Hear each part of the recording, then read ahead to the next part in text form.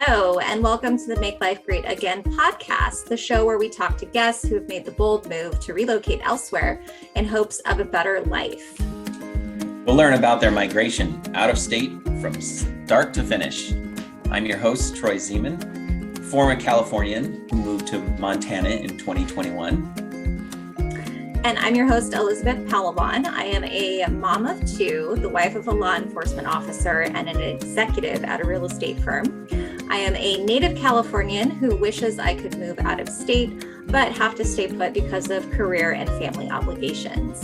This is the Make Life Great Again podcast. How are you doing, Troy? I'm good. How are you? I am doing good. Just staying busy as always. Just had kind of a hectic week. Our water heater went out. So unfortunately, we didn't have any hot water or water, as a matter of fact, for a couple of days. So it has been a little bit rough. But since we're talking about California versus Montana, I will say that I am appreciative that SoCal Gas offers an $800 rebate on the tankless water heater that we bought. So that is a California benefit there. Although, of course, we do have higher energy prices in general, so maybe it's a wash. Well, I don't know. For our water heater, we have a tank water heater here, and I'd like to get a tankless, but we use propane on my property. Wow. The city uses natural gas, but I use propane. So my gas is a lot higher in consumption than your gas. Interesting. So that must be an odd change to go from natural gas that we have here in California to all of a sudden having propane. Have you found that you have to get that filled up pretty frequently, or have you not had to fill it yet? Yeah, well, so I'm on a monitoring system with our company here, and the company basically every time we lose 30%, they'll come out and fill it up. Okay.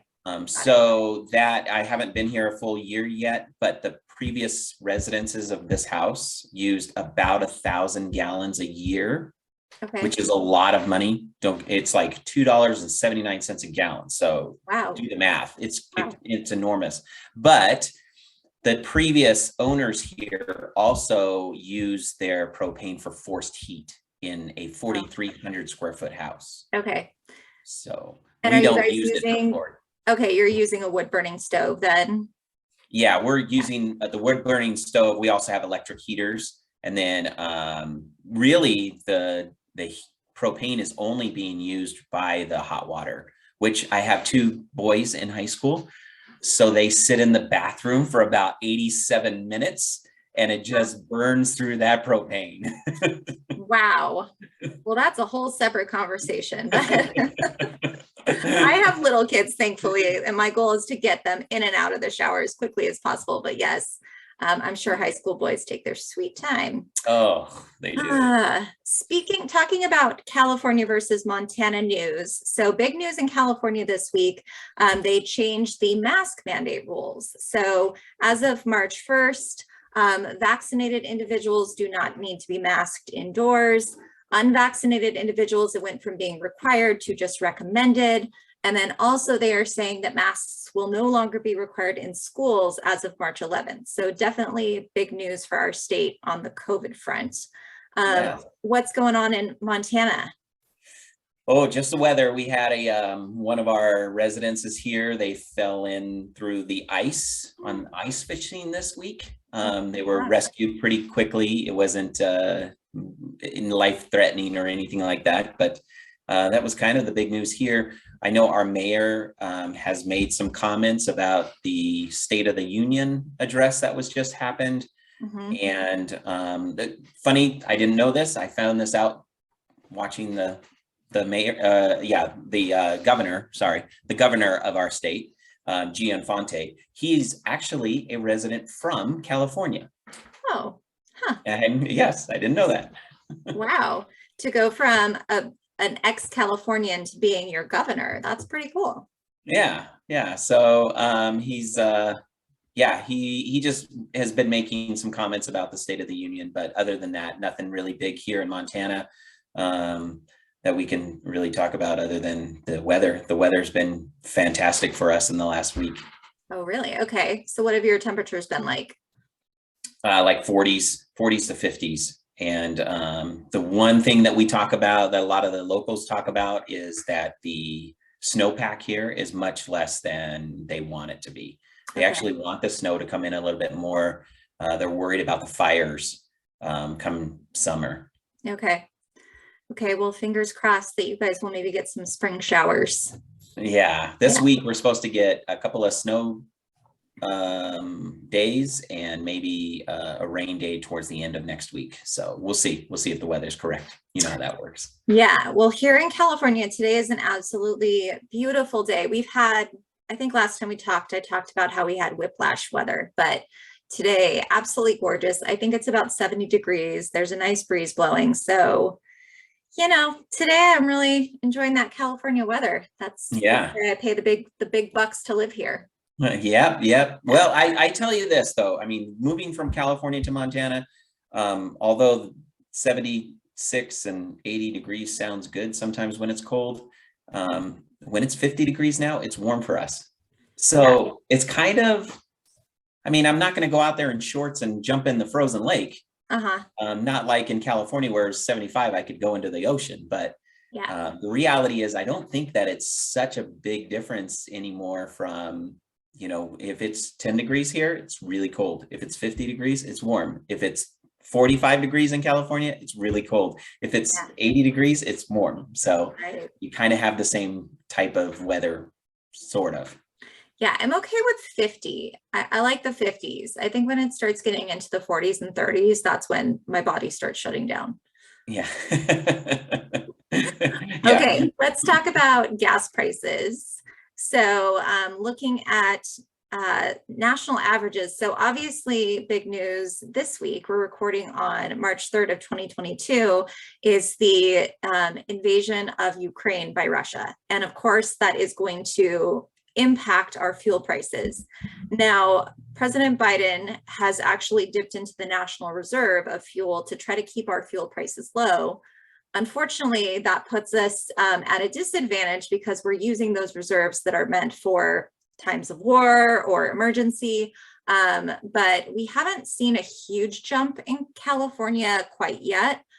We are at 372. I'm sorry, we're at 494.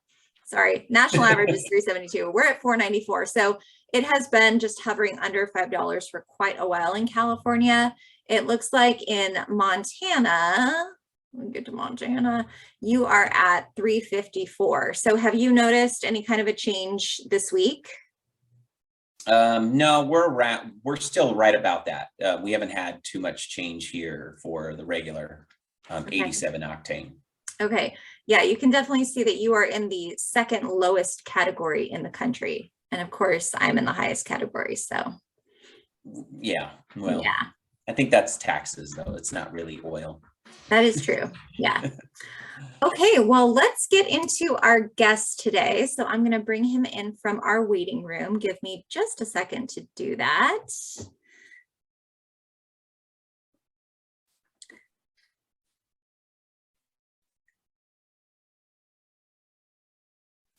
Matt, are you there? I am. Hi there. Well, we are recording now. So thank you again for joining the Make Life Great Again podcast. How are you doing today? I'm doing great. Thanks. How are you? We're great. So just to give a little bit of background on Matt, I actually started communicating with Matt through a Facebook group called Life After California. So for those of you who are actually thinking about relocating out of the state, there are tons of great Facebook groups that are wonderful resources. But Matt, you wrote a really eloquent post about your transition from California to Tennessee, and that inspired me to get in touch with you. So for our listeners, you relocated from Ladera Ranch to Franklin, Tennessee, and we're here today to talk about your story. So why don't we start off by telling our audience who lives in your house? It's my wife, and I have 3 children that are 18-year-old boy, a 14-year-old boy, and an 11-year-old girl. Okay, so you've got a full house. I do. Very full. Awesome. So how long did you guys live in California? Our whole lives, my wife and I both lived in California, born and raised, till we were basically right around my 40th birthdays when we moved. Okay. So All right. our whole lives. Okay. And how long did you live in Ladera Ranch or around? Ladera Ranch is located in Orange County, California. So in or about Ladera Ranch, how long did you live in that area? Pretty much most of my life. I grew up in Anaheim until I was about 10, and then my parents moved south to Mission Viejo. And I lived there since I was basically 10. Okay. And then we moved to Ladera. That was right after it opened. We had 3 different homes in Ladera. So we kind of were there. I think we were there about 15 years. So we were not the original family, but pretty close to it. Yeah, you're kind of like me. I grew up in Southern California. I was born in the IE and then moved to LA and then moved down to Orange County. And then my wife and I actually left when we were 47. We left California. Nice. And I'm still in California. I'd like to leave, but I'm stuck there because of family and career obligations. So yeah. So what was your house like in Ladera Ranch? Can you describe the size and your yard size and all of those details? Yeah, we lived in Covenant Hills and within Ladera Ranch. That's a guard gated community. And we had it was a big house, 5-bedroom, 4,300 square feet, had a big pool with a slide. I mean, the whole deal. It was really nice. Very beautiful house with a great view. Good sized yard. I mean, the yard wasn't big. It was actually decent sized. It was kind of funky to how it sat, but the view was incredible. So it was a beautiful spot. Yeah, that's great. Yeah. Do you mind sharing what you guys maybe sold your house for when you decided to take off? Yeah, we sold it to our neighbor. We didn't even get it on the market. We kind of worked to kind of clean it up a little bit, and then we sold it to our neighbor for, it was 1.6 million, I think. Okay. We bought it in a short sale during when everything was really bad in the economy and everything was short selling. We bought the it. early recession. Yeah, we bought it then for half of what the original owners bought it, then bought it and put a really nice backyard in with the whole outdoor kitchen, the trampoline, the pool, the whole deal, and then sold it. So we did well with that, and then took that and came here. And what do you do for a living? I work for a software company called OpenText. Oh, okay. So I'm a vice president at OpenText, kind of sort of on the sales side. Okay, great. So you work from home or do you go to an office? I work from home mainly. I had an office. They closed it during COVID. I had one down the street in an area called Brentwood, about 6 miles. I think I went there twice, but I still worked from home even when I had an office down the street. We closed a bunch of offices. But no, I pretty much worked I used to be either on the road, traveled a lot, or at home, which I haven't been traveling since COVID too much. But right, yeah, I can understand that. And Go ahead, Troy. Why don't you compare the 2 properties, the property in Ladera Ranch to the property we had? So for me, I went from a 1,600 square foot house and 6,500 square foot lot to a 4,300 square foot house and a 5-acre lot. Wow, that's a big jump. It's huge. Yeah, I mean, acres are a lot. Our lot isn't so big here. I bought a little bit more on location, which did me very well because the market here, it's the hottest market in the country. It has been for the last year or so. And so I bought it in location. I'm on the border of Franklin and Nashville. So I'm 15 downtown Nashville, 15 minutes from downtown Franklin. I'm really 30 minutes from the airport. I'm central to everything. My house it's large. It's like 6,600 or 6,800 square feet. The lot, it's not real big. I live kind of on a hill, a beautiful view of the trees, and I put a big California backyard in like I had before. So I got a pool, the view over a hill, and it's real pretty. But I didn't buy for land. I bought more for location. And I didn't really want to take care of the land. So I have a lot of kids in sports. I didn't have time to do that. And I traveled like every 3 or 4 days a week. So I didn't want to get a big plot. I could live further out and probably got a lot more land, but that wasn't of interest to me. Yeah. What attracted you guys to Tennessee or to Franklin? How did that whole process start when you were considering moving out of state? Yeah, that's a great question. So what we did is I did it and then talked to my wife about it was I just went and looked at if we could choose to live somewhere, because we were born in California. And although we had a great lifestyle and on paper, people were like, why would you ever leave? Because you have this great house and you obviously are doing well and all that. I thought, well, if I'm going to choose somewhere, I'll probably choose to go somewhere that doesn't have the highest taxes in the country and one of the highest property taxes and highest of everything and cost. But also still have good schools. Culture for us, culture was quality life / culture was probably the most important thing, meaning the people. We want to be around good people. We were kind of a little burnt on living in South Orange County. Probably wasn't a smart move moving to a guard gated community because it made it even more kind of crazy living there, honestly. Just the culture of it, right? You got to live a certain way, keeping up with the Joneses, all that kind of stuff. So we were really looking for the right fit from a culture perspective. Something where we're not fighting our values. So we looked at your typical, then Austin was popular. It was on the back end of that. It's not really popular now, but it was on the back end of Austin being popular. A lot of people moved to Austin from where we lived, and that kind of boom. That was probably 10 years ago. We looked there. We looked a little bit in Utah just to check it out. Arizona, we considered it. We have really good friends that live in Arizona and Gilbert area, so we spent a lot of time there. We thought about North Carolina. There's a lot of great places in North Carolina. I really like that state, but it was just too far from California because that's where our family is, and it's East Coast time zone, and it's an extra hop, and there's not a lot of direct flights.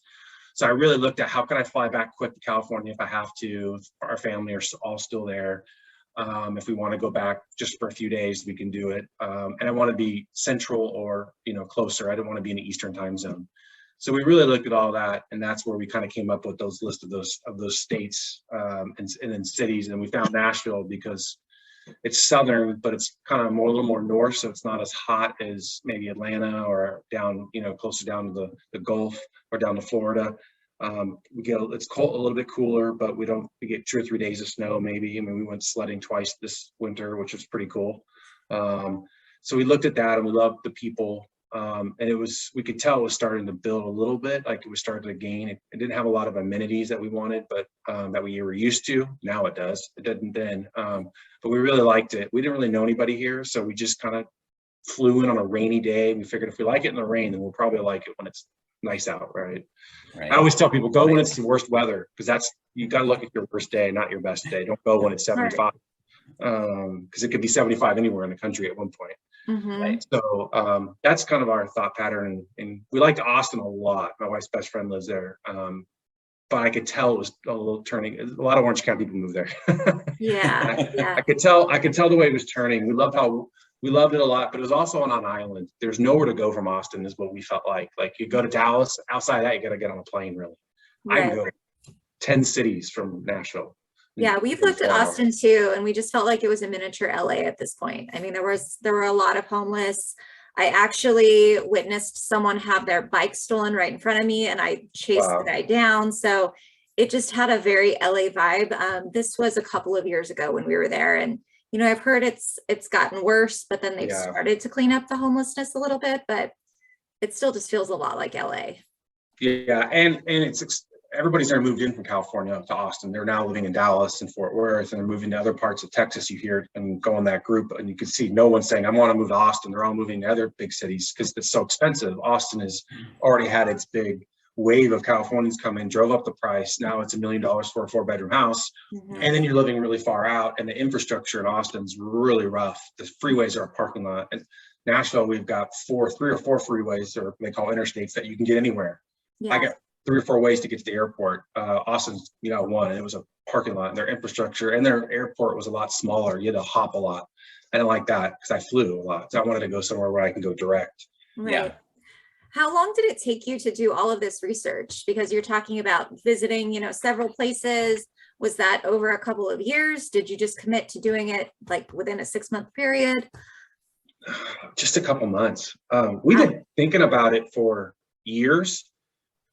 Even in the late 2000s, early mid 2000s, because I worked for a company based in Atlanta for a long time, Alpharetta, which is a great community in Georgia. Beautiful. We met all the people there for many years. I'd win these trips, these exotic trips, back in the day, and I'd be with these people mostly from there. And we just said, man, these people are so cool. They're so nice. They're so friendly. They have great manners. It's not about how you look. It's not about how much money you make. And I know they all make good money. So it was just, they were just chill and really cool. We couldn't wait for me to win a trip to go, not just to go to some exotic place, but really to spend time with them. And then I realized maybe we live in the wrong place, So that kind of got our brain thinking, but we didn't pull the trigger until, 2015. And it only took a couple months. Once we decided to go look, my wife really was starting to get frustrated. She really, the last 6 months got really frustrated living in where we lived. It was just a lot of pressure on the way you look, and just everything was just the pressure of everything. And my oldest was going in the 6th grade. So we decided that was the time. If we're going to move now, we're not going to move when they're in high school. That's really tough. So we thought 6th grade's a good time. So that's when we just finally just booked some tickets and started. We looked at Austin, and we looked at Nashville. So I flew out myself once or twice. She did once. I found the house myself with a realtor. So how much time did you spend in each spot? Not too much. I only came out here once or twice. Maybe twice we came out here to Nashville. Spent a few days. Once it's hard to live in an area in the middle of the country where you don't have an ocean, because you don't know what north, south, east, west is. That's one thing we really figured out, because everything in California is like, well, it's west because it's towards the ocean, and it's north because it's going up. Like here, it's harder because there's no reference point. Yeah. Other than maybe the airports here and downtowns here, but it was harder to figure it out with all the freeways and there were more freeways, more interstates that kind of crossed over. So it took a while for us to figure out what was up or down. But it really didn't. We really didn't come out that often. We really did more research on I did research like, what's the median income, what's the education level, what's the county to live in, things like that. So like the income in Orange County was similar, the education is exactly similar from there to where I live in Williamson County. It's like identical. So I'm like, well, the people should be, it's not like I'm going to an area, that's very different than what we're used to, because we're used to snobby South Orange County. So we had to be realistic with what we're looking for in our head. Not obviously everybody's snobby, but there is a cultural thing. I'll tell people wherever you go to. So you have to make generalizations. We know exactly what you're talking about. Yeah. Both living in Orange County. And especially I can relate to what your wife is saying, because I think it's a lot harder for women in Orange County than it is for men. The expectations are really high that you've got to be perfect. So I hear it. Yeah. It's a lot of pressure. It's a lot, and the more expensive the area, the more the pressure increases. I'll tell you that too. Yeah. Just being where we went, it was like, wow, the amount of fakeness. I joke, it's fake personalities, fake nice, and fake bodies even. It's like everything's fake. It's like fake money, because people pretend they have money, don't really have it, or they do have money, but they're paycheck to paycheck because they live above their means. Yeah. There was no realness. I mean, there are some people that we love and we still have friends, but it was like so hard to find. Yeah. It was really hard to find. Yeah, well, taking that in consideration, when you decided to move and you guys actually got your plans and were like, hey, we're out of here, we're going to leave on this date. What kind of effects did that happen with your relationships with your friends, your family, your acquaintances, your work? Yeah, so family, it was hard. It's interesting. Until you decide to actually move and tell your family, you think someone might react one way and you think some family might react the other, and it was the exact opposite for us. Some of them were like pouting and mad at us a little bit, frustrated, disappointed, and I'm sure, sad. And some that I thought, would be more like, more acting like that were kind of like, look, I get it, Not one person moved. And our family struggle. It's not like they have money. They're not wealthy or anything. They're struggling like a lot of people do, just to kind of figure it all out. So they just, they definitely. It was an interesting experience. It was not easy, for sure. Work stuff. I stayed with my same company. I worked for IBM then, And I found a loophole, or not a loophole, but an offering that said they'd pay for everything to move me. So they paid, and I didn't have to change my job or anything. It was just a random thing that I found online at IBM, and they literally paid for everything. They moved my dog, my house, my cars. They Oh, put us that's in great. hotels. They packed us, unpacked us, paid the taxes on it. So that was sort of like, to us, that was like, all right, maybe means we should go, because if I can get this for free, and it was tens of thousands of dollars benefit, then maybe we should do it. And then we put our house up for sale, and basically sold it in a day to our neighbor, and just did paperwork, and have to use a realtor, right? Like, then we're like, if anything stopped us, we won't move. Wow. Because we were really early in the whole migration out, right? We were more blazing that trail, I'd say. And everything kept falling into place. Yeah, no, that's great. That's kind of what my family experienced. Was some people supported us in our family and friends group, and then other people were very upset. They were very hurt. They felt like we were leaving them behind.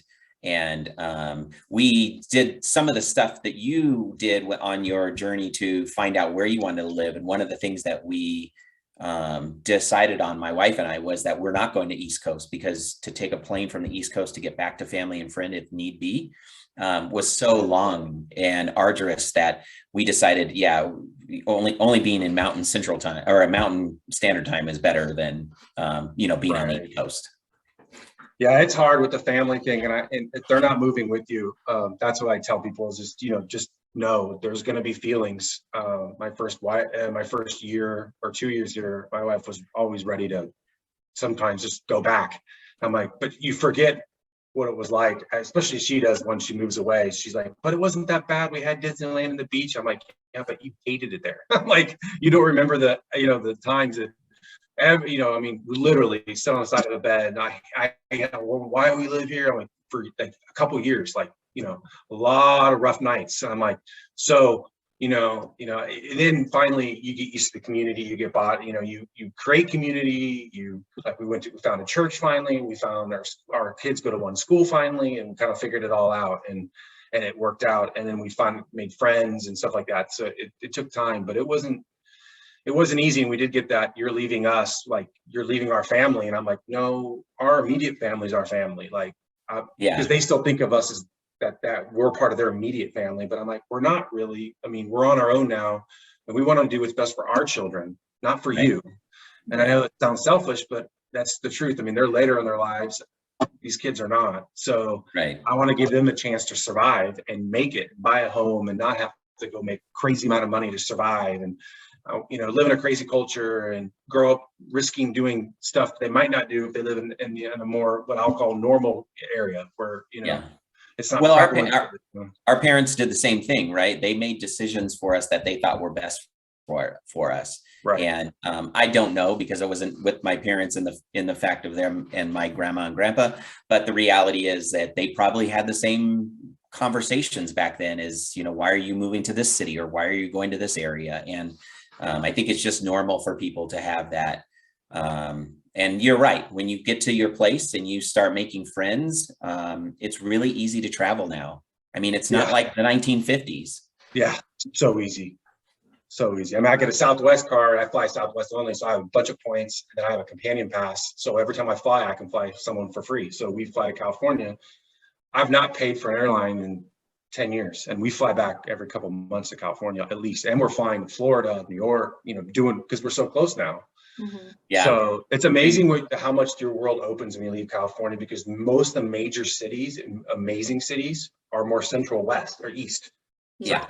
Chicago, Florida, Orlando to New York to, all those great cities, like, they're an hour and a half flight from here. So it really opened up our world. So we do weekend trips to these places, which is pretty cool. That's really cool. Okay, so you guys make the decision. You found your home that you guys moved to. So did your wife just trust you sight unseen to make that choice? We did FaceTime with it. It wasn't a perfect house. Don't get me wrong, it's amazing. And we put, it's a great spot. But yeah, she pretty much did. And she knows what, I'm pretty engaged with that stuff, like the house stuff. I know what she would like and not like. Because we had two new homes in Ladera that we built, and that, you know, I knew what she would probably like through that process. And as long as we could put in like a pool, because it's a little warmer here and we've always had pools, like, so I could be with the, because they were still young then, I could, you know, it's a good way to have it because you don't have the beach anymore. So I had to make sure all that worked. So I figured all that out with a realtor.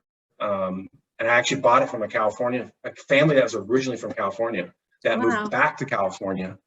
He's a doctor. He took a job back in California and has since moved back because he said, I can't believe I moved back there. Wow. He was the only people we've ever met that have left Nashville to go back to California. And we were worried when we bought it because we're like, why is this, can we go back? Well, they hadn't been back in 15 years. They'd been in Nashville 15. They went back there, it lasted about a year, texted me, and he's like, I'm trying to buy a house, but I can't afford to buy anywhere near where I bought. I'm like, yeah, it's doubled in price. And he moved back about 6 months ago. So he's like, that was the worst decision we ever made, was moving back. That made us feel better because we thought, like, why are they going back to California? So I did choose, to answer your question. I did pretty much fine, but we checked out all the areas. We looked at schools. We did all that work. How, you know, what's the traffic? If there's traffic, is it single lane roads here? So that's the traffic. It's not like 4 lanes, you know, like or in California, but so we did look at some of that stuff to see where we want to send our kids to schools. You know, that was real important. And you want to be really close to the school because it is busier in the mornings because there's only 1 lane in a lot of areas around here.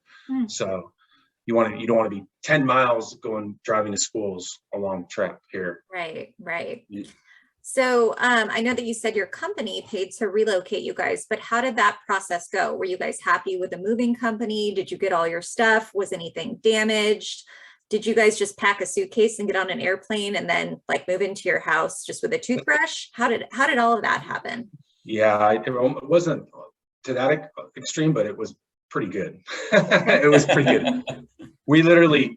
They packed our house and they packed everything because we didn't prepare at all. They brought boxes and they packed our entire house.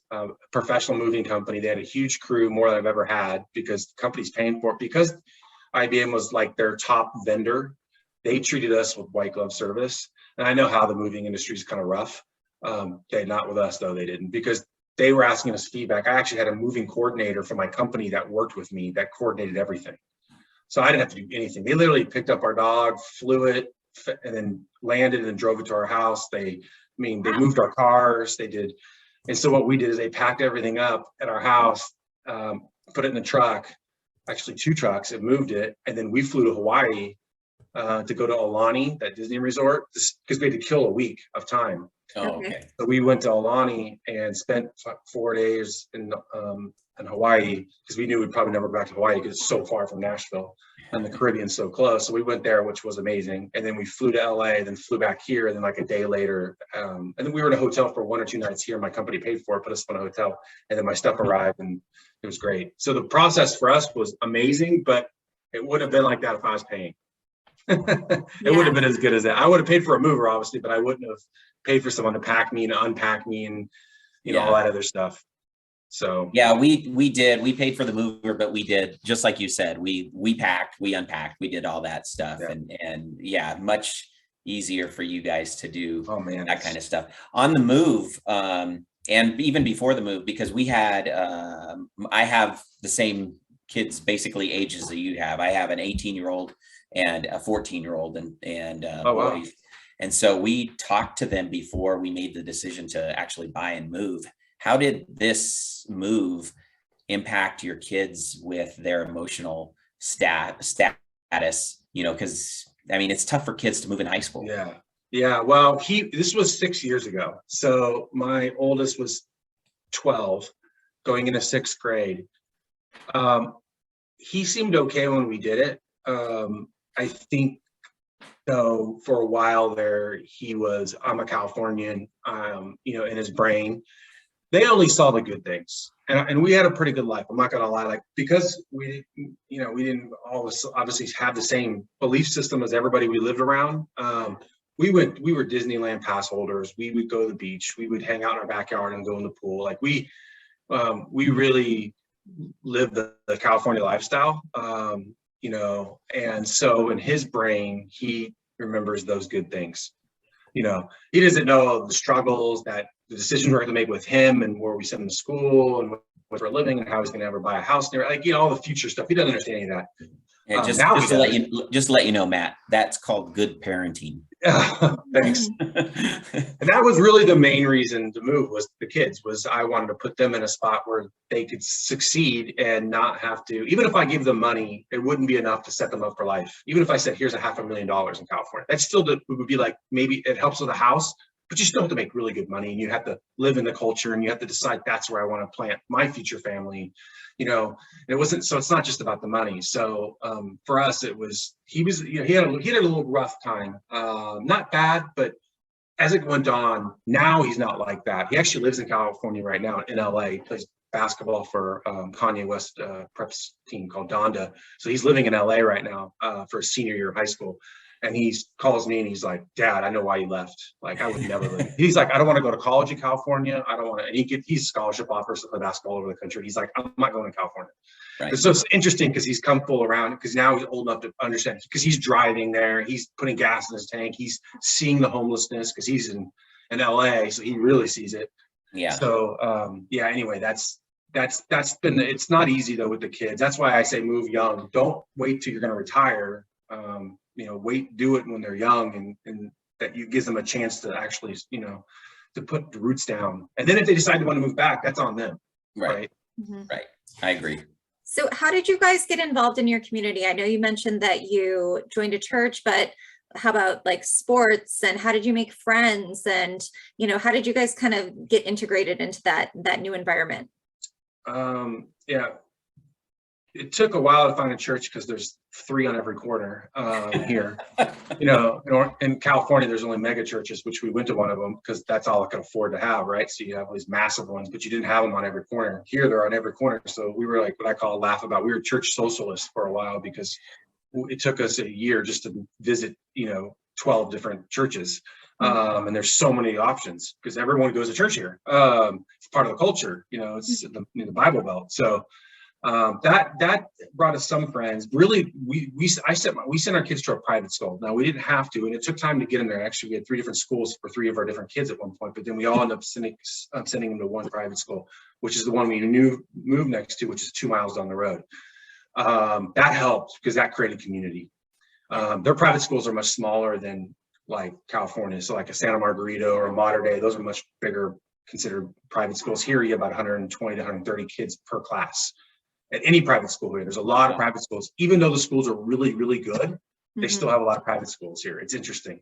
It's like the one thing that people in Tennessee spend their money on is private schools. That's sort of like their way to flex, I guess. California was cars and handbags and all these other things. Here, it's like I sent my kid to the best private school, So which was an interesting thing to learn. And we'd only sent them to Christian schools, so we decided to send them back. Even though 2 of them, actually all 3 went to public school for a little bit. But we ended up putting them at one school, and through that school, we created community and found that's how we got connected. And my oldest obviously is a pretty serious athlete, and so we had, he plays AAU all around the country. We flying on planes, so we spent a lot of time doing that, a lot of that, honestly. So we didn't have as much time with community, but that's kind of our lives. And my middle son's the same way, but he's also a pretty serious athlete. So that also helped and hurt. I will say it's different with sports though. There's less variety. Almost everywhere in the country, I'll say that a sport will be centralized to that area. Like what's big in that area. Here it's football. Okay. I'm in the SEC country. It's all about football. And then baseball, and then we're a basketball family. I played in college, and my wife's 5'11", I'm 6'6", my son's 6'8". So we're like a pure basketball family, and it's like way down on the list. So we had to really fly and drive to get elite level, which we could have had in LA, just drove to LA. We didn't drive in LA when we lived there. So there are some downsides. If you're a football player, it's great. But if you play other sports, then it's different. If you're in music, it's amazing because it's music capital. But in other areas of the country, it might be different. There's different things that would be more of a focus. So that's, LA does have, Southern California does have that, so much options. Yeah. Well, they have so many people too. We find that the same way in Montana. My boys play sports, and the amount of teams that they play with, how even to go and play a team, you have to travel 4 hours to play a team. We just don't have the population that they do. You don't have the population. Yeah, that's far. Yeah, I mean, I was in Atlanta, for half the summer, and then So I mean, it was crazy. Memphis, Atlanta, Indianapolis, Texas, California. I mean, as they get older, if they're kids elite level, you have to travel that far anyway, because it gets better. You got to travel further. But even then, it would have been a lot less if we lived there. That was the only downside, honestly. One of the only downsides was missing Disneyland and the sports thing for us, because our quality of life did kind of go down there, because I'm gone every weekend. Yeah. Now, hopefully this summer I'll get a break, but because my son's going off to college, but my other one's coming up now. Yeah. Well, so there are some, you have to know that going in. What are you into? What's your family? What's your activities? Can you find them locally? Things it's like good that. because that's one more thing that people have to do research on, right? Right. Kids are really important, and what research do we do with those kids that we have? One of the things that we wanted to ask you in the last couple of years, the COVID restrictions and the communities and all that other stuff, how did that affect you in Tennessee? It was like COVID barely was here, honestly. Wow. It was crazy. And I only know that because I went to California 3 times during 2020. And I joke, it's not probably not the best joke, but it was like going to Nazi Germany in the 30s, going to California for me. I kind of showed up, and and not to call people out there nuts, but the way it was just shut down, controlled. Everything was so controlled. It was like, you can't do this, you can do this. I mean, there was nothing to do, and everyone was policing everybody else, right? Hey, put this up over your nose, or put your mask on. Here it was like, oh, my mask. Do we have to have it? No, I don't ask. I was in the movie theaters, going to the gym while my family was locked in their house in California. So, and the kids didn't go to school for a year out there. They had no sports. Our kids were in class and doing sports. Wow. Which just shocked people. And we at school, we didn't have masks this last year. We didn't have masks this year either. And the young kids didn't have masks at all. And the older ones did for a little bit, but there was very few where we had to get quarantined like once or twice. I mean, it kind of just spread through everybody, and then we were done. It was more, I think, herd immunity. So that's when I realized, my gosh, I'm so glad I live here. My family experience, we left in June of 2021. So it was right in the middle of the pandemic. Okay. And we got here.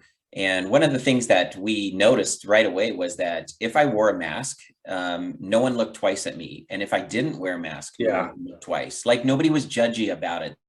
They were just like, you do you, and I'll do me.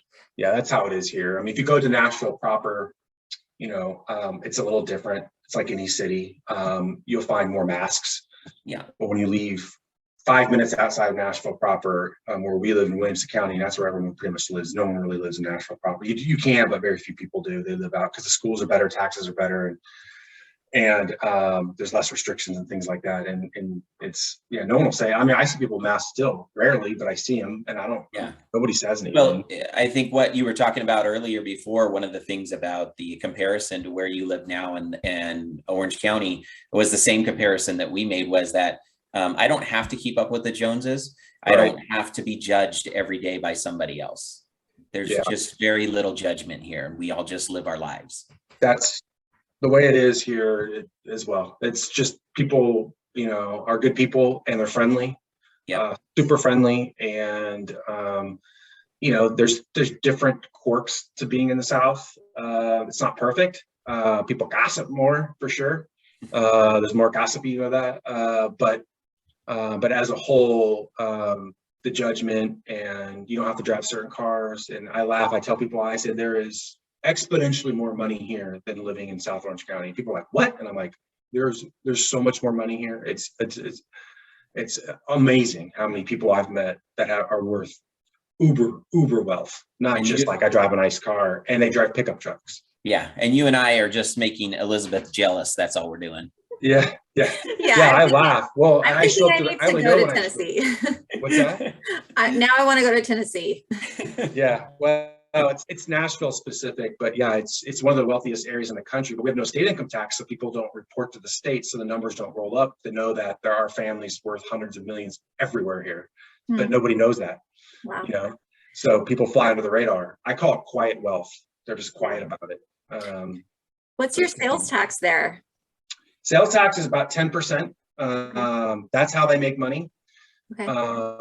There's no property taxes are dirt cheap.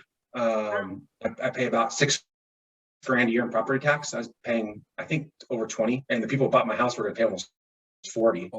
And yeah, I pay 6, and I have a pretty nice house. The sales tax is 10%. How it differs is we pay sales tax on services and product. California only pay on product. So if you get your dog groomed, you don't pay taxes on that. Here you pay taxes on everything. Gotcha. But it's a consumption-based tax, so there's no hiding. Nobody hides their money. Every worker will take a credit card or cash. Everyone wanted cash in California because they want to hide their, the money because the state takes so much away. Mm-hmm. Everything's above board and everybody pays. And the more you buy, the more you pay. It's a little more if you buy a car, maybe. But when I saw, people are, that's kind of high. And I'm like, not really. I'm looking in Orange County, it's like almost 10%. They just don't pay on services, but it's not that much more. So my wife had complained a few times, man, I had to pay for the dog. I had to pay, for this person that I service to pay. And I'm like, honey, I was paying almost 12% in state income tax. You'd have to buy a house for us to equal sales tax, equal what I was paying in taxes to the state. So it's really simple. The other thing Tennessee has, there's only 2 states in the country that have this in the state constitution. The budget has to be balanced twice a year. They're not legally allowed to spend more than they pull in. So when COVID hit, they reduced their spending. When everyone else, but government employees were still getting paid and all that. Like here, if it shrinks, everyone shrinks. Wow. So what that makes us live within our means. They want to pass some big transportation $2 billion bill, and everyone nixed it here because they said it's not going to provide any revenue. Like, we don't see how it's going to help, because it was like buses. They're like, unless it's like something that's going to really affect everyone, we don't want that. So they voted it down, so because they would have to raise like sales tax or do something to pay for it. So yeah, it's a different model living in an area where everybody pays in and where it's above board. People aren't hiding. All my friends were hiding money in Orange County. Everyone I knew was trying to hide money. That was the game. How do I write off? How do I start a company and lose money to not pay tax? It's all a game. It's a shell game. It's not like that here. And it gets very complicated. Yeah, it's complicated, but you don't want to pay an extra, 5-10% to the state if you have to. So you try to shell game. And when you're W-2 in California, you just get hacked. I mean, there's no way to fake that. I'm W-2, so it was just like real simple. You pay this. But if you own your own company, you can kind of write things off. You run around. You get paid in cash or whatever it is. You can't do that. And here it doesn't matter. Yeah. So that was interesting for me. What was the process like of going to the DMV and getting vehicles registered, and how is that different from California? It took me about 5 minutes to get my license tags. I walk in, and the lady's really friendly Southern lady. She had a Bible sitting on her desk, which just shocked me. Had Christian music playing in the background. I was like, huh, it was like, wait, am I, where am I? Like, you can't be doing that here, That's my mindset, and then she talked to me for 5 minutes about it, about moving from California, because she started saying, we're starting to see more of you, but not like it is now, where every car I see's got a California plate on it. And it's like $58 a year, no matter how much your car is. So if you own a Lamborghini, it's $58, or if you own, a cheap car, it's $58. And that's it. So I went from $1,000 for 2 cars down to $116. So yeah, save a little money. Is yours cheap too? Oh yeah, ours is pretty cheap. Ours actually, if you have a car over 10 years, you can get a permanent one. So you pay one-time fee, pretty low. Oh, that's really smart. And then you never have to pay again on that car. So, but ours is a little bit more expensive than yours yearly for the first 10 years, but extremely low compared to what I was paying in California. But it's just one of those other things that we don't think about when we're moving from state to state. And then we get there and we realize we're saving a little bit more money than we thought we were saving. Yeah. Yeah. And and for me, that wasn't going to make me move. People ask if I had 5 cars, I'd care. I have 3. My son has one too. So it's a rounding error when it's only $150, $170 a year. I mean, it's like, who cares? If that was $1,300, $1,400, yeah, you got to put that in there into consideration. But the property tax, and the 2 big things that tell people is property tax and state income tax is what you need to look at, or any other city tax that happens to be thrown in there. But those are your 2 big swings. Obviously gas, all that, but everywhere's cheaper by California than gas. So, I mean, I pay half the price here, even though I'm landlocked and we have to ship our gas and they refine it out in Long Beach. It's like, I don't get that, but I pay cheap gas. So I'm okay with it. So, yeah. When you guys moved, you said you moved with your dog, right? Yeah. And so a moving company actually relocated your dog for you. There's a moving service. Yeah. Wow. Did you have any other pets or was it just the dog? No, just a dog, Okay. just one dog. And they flew on a plane with the dog. I don't think they could get into Nashville. They flew into Louisville, which is about 3 hours from here in Kentucky. And then they drove in a car and literally dropped off my dog with the crate at our front door. And it was a service. This is a service. There's a company that does that, I guess. I had no idea, because most people with dogs end up driving or something. But that's a far drive from Nashville to here. I didn't want to put a couple 3,000 miles in my car either. But then again, they told me they would pay for it. So I was like, yeah, I'm not driving. It's not that expensive to ship cars. Yeah. Cause I shipped my son's car from California, because it was my mom's car out here. It's like maybe $1,100. I did the math. I'm like, maybe be a little cheap. I don't think it's cheaper to drive it. Yeah. With the hotels and the gas. Hotels. Yeah. Yeah. And you're putting 3,000 miles on it, which is a lot of miles, especially in a car that I wanted to try to last as long as possible, because it's a kid's car. So yeah, it's like and if you wait long enough and you give the shipping company and you say, look, I'm not going to pay the $1,500, they quote you and say, I'm not paying it. And they say, well, and you say, how about this? You call me when you have a spot and you want to get me a deal. Because I think we shipped, one of them was like only $900 because we waited like 3 weeks, and they called us and said, we can do it for $900 because they had a spot and they want to try and get rid of it, versus paying. It's also a shady business, I'll tell you. That whole business is shady too. It's an interesting one. But yeah, I'm a big believer in shipping it for that amount of distance, Yeah. Yeah, we shipped the car here too, and it was well worth it. But what about the weather there and the seasons? We have 4 seasons here. You have 4 seasons in Tennessee. You compare those seasons and the weather to California. Well, what I tell people is, and I traveled the country and a lot of some of the world, not all the world, but I've been to a lot of places. I'd say arguably Southern California has some of the best weather in the world, hands down. It's absolutely beautiful, and it has a lot of sun. So not only is the weather nice, but they get a lot of sunny days. There's 2 differences there, right? Because there's the temperature and then there's the sun days. And you only realize that when you leave, is the sun, getting the sun out is almost as important as the actual temperature. Because if you get a week of gray, if you're from California, that wears on you a little bit. So, that's the best place. So I tell them, if you're going to make a decision on weather, stay. Because everyone always talks about weather. I see in these groups, I'm like, look, then you're not bought in. The taxes aren't high enough. The culture doesn't bother you enough. You're okay with raising your kids there. If it's all based on weather, you're never going to find California. You're never going to find it. It's the best weather. Nashville, though, what I like it is it's a little more north, like I said earlier. So we have humidity, but it's not crazy. It gets bad for about a month. It's the most mild in the east. Towards the east, it's one of the most mild climates you can find. We barely get any snow, a couple days, 3 days. We do get a lot of rain, especially since we moved today, so there's even more rain. But it rains as much in Nashville as it does in Seattle, but here's the difference. We get all our rain in an hour. They get into rain over a day, meaning it's that like kind of spritz rain they have, where it's not raining hard, it's just kind of, and it's gray and yucky, and all day long you'll get an inch. But it's over 12 hours. Here it rains for an hour and then it's sunny 30 minutes later. So I look at how much rain comes in how many days of rain is what you want to look at. Now,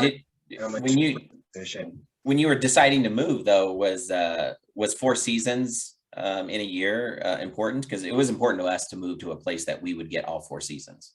We didn't really look at it. We just didn't want to be in a snow. Okay. That was big for us. Because we originally looked at Colorado, like in the late 2000s, mid 2000s. We first thought about maybe moving before they passed the legalization of marijuana. Before that whole thing happened, that was a hot place for Californians. It was Austin, or it was suburbs of Denver, where everybody seemed to be moving. And we just decided that it was just the snow wasn't for us. So for us, that really reduces us down to the south. And we Yes. didn't want to do, we weren't really going to do Texas. So although we like Texas, I actually like it more than my wife.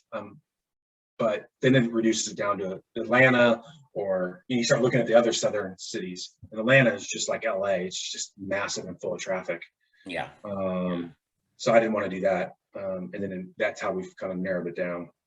Have you guys experienced any extreme weather like flooding, tornadoes, anything like that?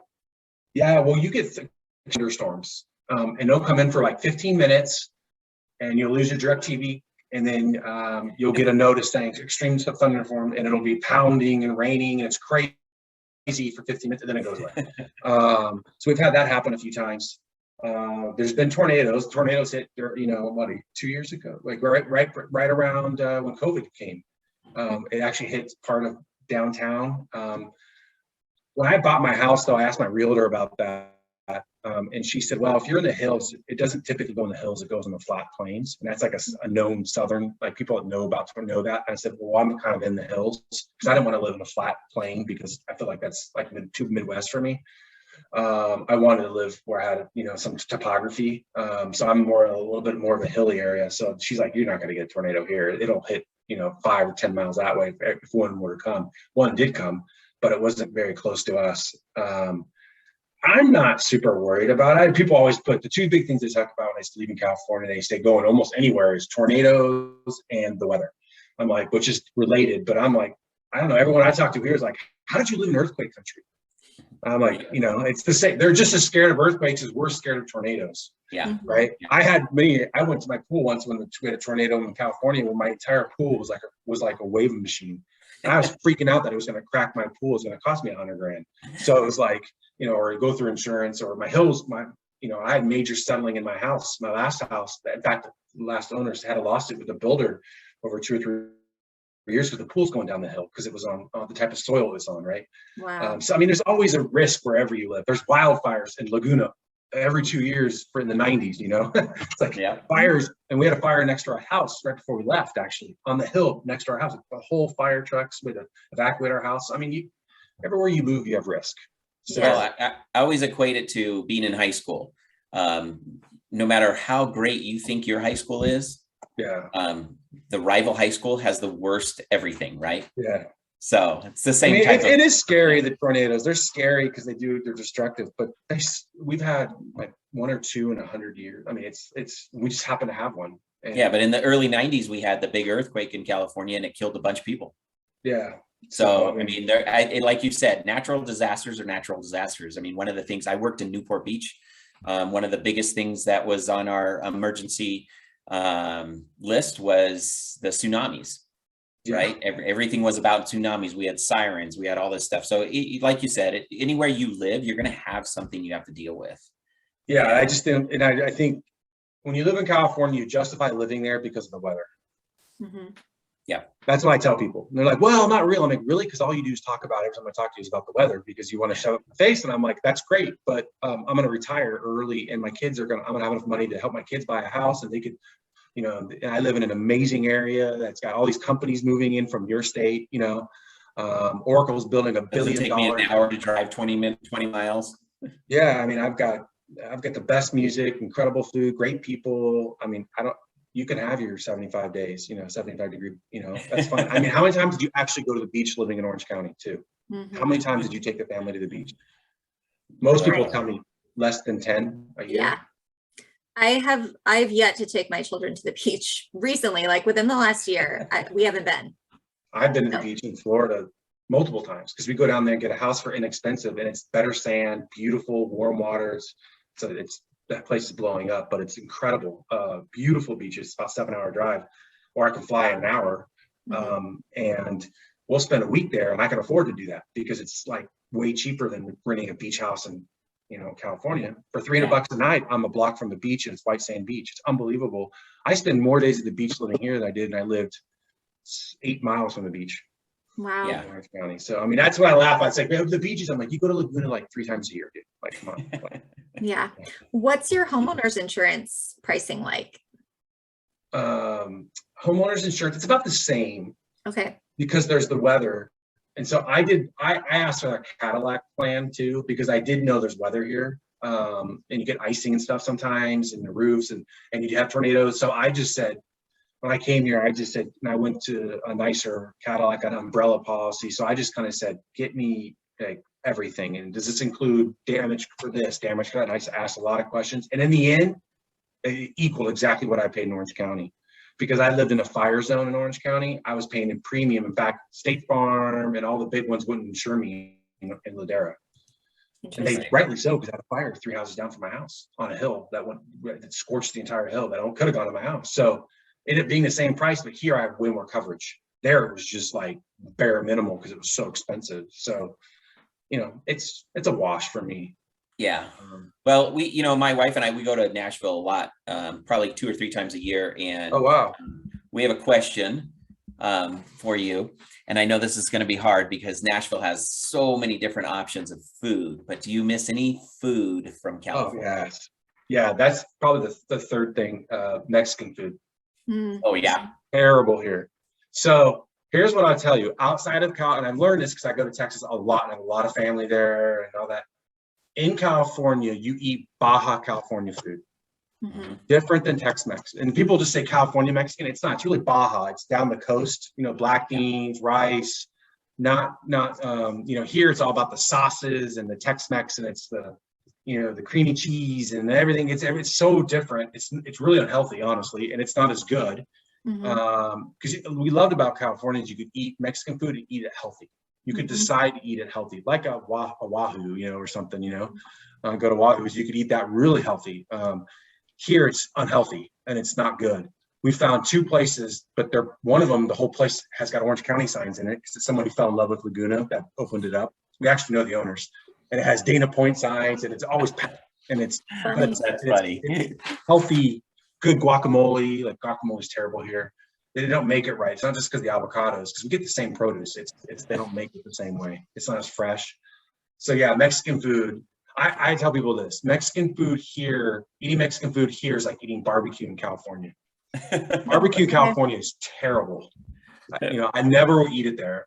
Going back there, my father-in-law he's a big foodie guy. He loves food, and he'll take me to barbecue there. I'm like, I don't want to go to barbecue. It's terrible. Like, this is really good. I'm like, this is awful. Like, because here barbecue's really good. Just like when it comes here, let's get Mexican food. I'm like, really?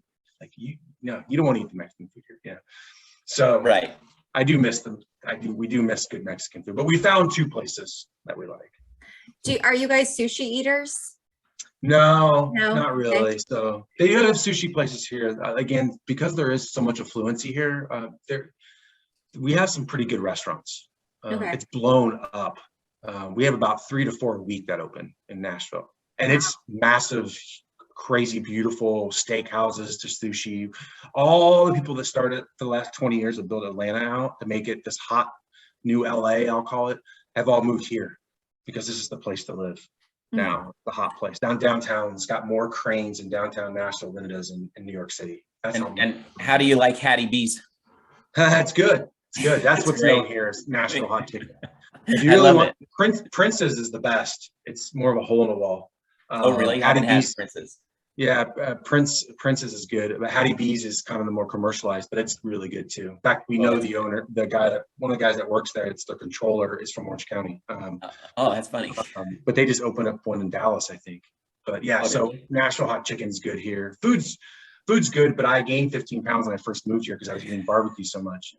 Wow. I only eat barbecue about every other week, maybe once or twice a month because it's so fattening. So I you know, that's the downside of it. There's some great barbecue here.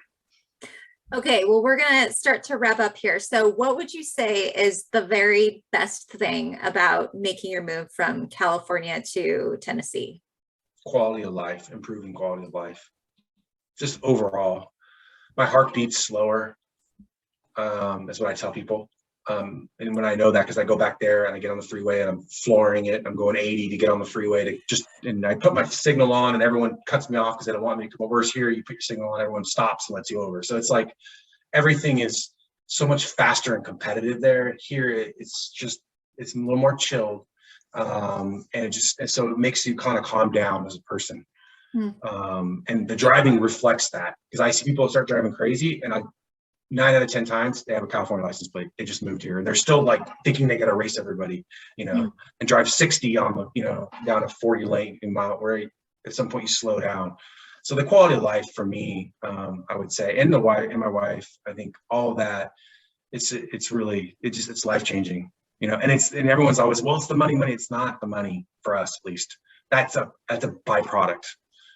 It's just, Well, I think you're right, Matt. I mean, you think about it with California, there's a lot of money in California too. That doesn't make everybody happy. It just is what it is. You have, like you said, it might be something that is important to some people for an extent of time, but in the big scheme of life, everything that we are introduced to is what is going to make us happy or what's going to make us miserable. And one of the things that we did this podcast for was exactly what you said. You move there, we get your information, we talk to you, we get your, you've been there for a few years and you've made your life great again, right? And that's what we're trying to focus on, is how do you make your life great again? Yeah, focus on what's important to you. And what I keep telling people is, in California, you don't plan. Californians just don't plan. Very few do. Very few of my friends had retirement. Very few of my friends knew how college was going to be paid for. And these people made very good money. I mean, I lived near them. They had $1 million homes with $100,000 car, typical, the Lululemon and the whole deal, right? Starbucks, the whole South Orange County thing. And I'd ask questions like a one-on-one, not in a group, one-on-one, ask my buddy, like, what are you going to do? He's like, I don't know. He's like, I don't know. I love it though. It's paradise. I'm like, okay. So for me, I always tell people, what's your long-term plan? Like, you got to look at your family, your kids, the quality of life, the culture they're around, the people they're going to become. Do you want them to be around that? Who they're going to marry? How they afford to get a job?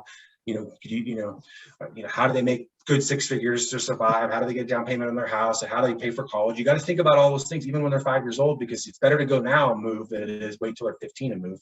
And then give them a chance. And then they could decide to move back or, move to the city here in Nashville, live and still have this great, fun, young life where they can do a lot of things they do in California. So I always tell people, look at the big picture, because I start talking to my buddies back there and they're like, I don't know. They're like, we probably have to leave. We're going to have to retire. We're going to leave the state. I'm like, well, why wouldn't you leave now? Well, I think you're right, though. I think one of the things that we focus on in our lives as we're growing up is we don't realize that there's 50 states in America. And every state of those 50 states has a great city. I totally agree. And we don't look beyond Southern California. We don't look beyond you become where a we snob. are. Yeah. I was a total snob. And then I start traveling. I realized, there's more to life than California. And I realized people I really like are not here in California. So why am I living there? And then why am I paying the most taxes? And why are we bubbling our kids up? And, we only have certain friends. And because we just, I'm not doing what my neighbors were doing and, just doing crazy stuff, and I'm like, I don't want to deal with that. And so why are we paying for all this to live in a place we don't like, so that's the decision. And when I start traveling, I realized there's so many great places in this country. That's what I tell people all the time. I love North Carolina. I love parts of Texas. You just got to find what's the right fit for you and your family. Yeah. So do you think there would ever be any reason where you would move back to California? Is there anything that could get you back here? No, I found out my mom had Alzheimer's right after I moved. I'm sorry. And and she passed. Thanks. She passed about 2 years ago. If I'd have known she had Alzheimer's, I probably wouldn't have moved because my dad had to go through that. And I wasn't there, and I'd already moved here and I couldn't move back, and didn't make sense to do that. So that was a down. It's the family stuff a little bit, but I won't move back there for that. I would say no. There's nothing. I said they could literally pay me a lot more money, and I would still not move back in my job, because in my job, if I lived in the Bay Area, that's where I should be. I work for large software companies. That's like the mecca. Right. I would not. You couldn't pay me. You couldn't give me enough money to move back there. I just wouldn't do it. I wouldn't like the people, wouldn't like the culture. I wouldn't like, the way the states ran. I don't like any of the decisions being made. I hate the disparity between the wealth and the poor. It's basically poor and rich. There's no middle class in California. I hate all that. And it would drive me bananas living there. So there's no way I could move back. Because when I visit, I just see wealth and I see poverty.